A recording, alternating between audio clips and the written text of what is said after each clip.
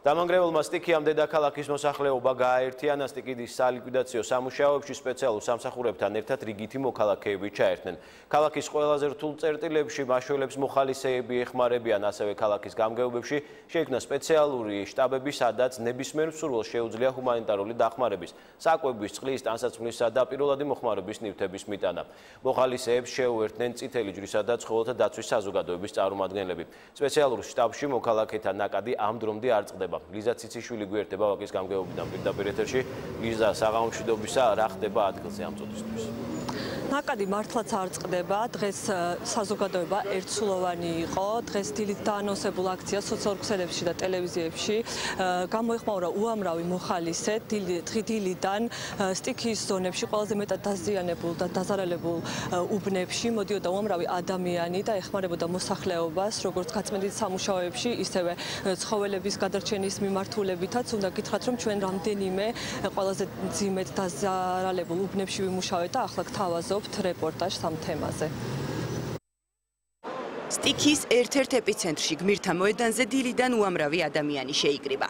მოქალაქეები სოციალური ქსელით დაანონსებულ აქციას გამოეხმაურნენ.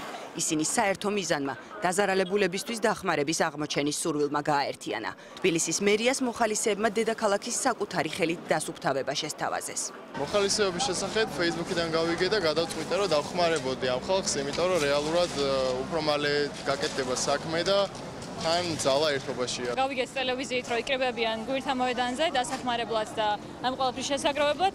ველოდებოდით კარგახანი ნიჩბებს რაღაცებს, რაც შევძელით, ახლა ჯერ ხელებით ვმუშაობთ მხოლოდ. ახალგაზრდებს გმირთა მოედანზე კულტურისა და სპორტის სფეროს წარმომადგენლებით შეუერთდნენ. როგორც ისინი აღნიშნავდნენ, გადაწყვეტილება მას შემდეგ მიიღეს, რაც მედიის საშუალებით სტიქიის შესახებ შეიტყვეს. სხვადასხვა სფეროს წარმომადგენლების აზრით აუცილებელია მოხალისეობის პროგრამაში, რაც შეიძლება მეტი ადამიანი ჩაერთოს, რათა მალე მოხდეს ტერიტორიის დასუფთავება და აღდგენა. ჩავაწერე მოხალისეთ და უკვე გავწმინდეთ ეს ქვედა ნაწილი.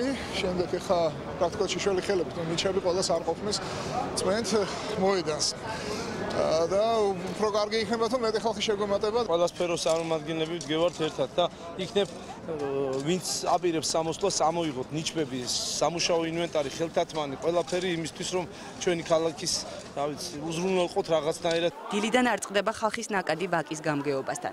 მოხალისეთა ჯგუფმა სტიქიისგან დაზარალებული ადამიანების დასახმარებლად საკვები, ტანსაცმელი და ჰიგიენის საშუალებები შეაგროვა. შეკრებილი მოხალისეები მოსახლეობას მოუწოდებენ დაზარალებულ ადამიანებს პირველადი ნივთებით დაეხმარონ. სახლში რაც ვიპოვეთ, მე ჩემმა მეგობრებმა მოვაგროვეთ ტანსაცმელი, პლედები, თეთრეული, ვისაც რისი საშუალება აქვს. მე მგონი ეხა ის დროა, რომ ყველა ერთად მოვიყოთ, ვისაც კი რა შეუძლია დახმარება, საჭმელი იქნება, ჭურჭელი იქნება თუ პირველადი საყოფაცხოვრებო ნივთები მოიტანონ ვაკის საბურთალოს გამგეობაში. სოციალური ქსელის მეშვეობით შეკრებილ მოხალისეებს წითელი ჯვრის წარმომადგენლებით შეუერთდნენ. მათ ვაკეს საბურთალოს გამგეობასთან კარავი გაშალეს, სადაც დაზარალებულ მოსახლეობას პირველადი დახმარება აღმოუჩინეს და საკვებით მოამარაგეს. ადამიანების დახმარების პარალელურად მოხალისეთა ერთი ნაწილი იმ ცხოველების ბედით დაინტერესდა, რომლებიც გუშინ სტიქიის გამო დაზარალდნენ. ძაღლების თავშესაფარში გადარჩენილ შინაურ ცხოველებზე ცხოველთა დაცვის საზოგადოებები დილიდან ზრუნავენ. მოხალისეები ცდილობენ ძაღლებს პირველადი დახმარება აღმოუჩინონ.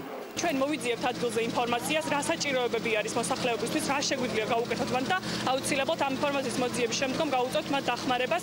ადგილზე პირველი დახმარების ჯგუფები წყობს, რომლებიც უწევენ პირველ დახმარებას მოსახლეობას, იქნება ეს ხელის გადახვევა, ჭრილობები აქვს ძალიან ბევრ ადამიანს. ვცდილობ რამით მაინც დავეხმარო, ან ტაქსით წავიყვანო შემდეგ წიქორიძის თავშესაფარში, ან რაღაც ოდნავ თუნდაც წყალი დავალევინო და ვაჭამო რამე, იმიტომ რომ შივრები არიან და მწყობრა.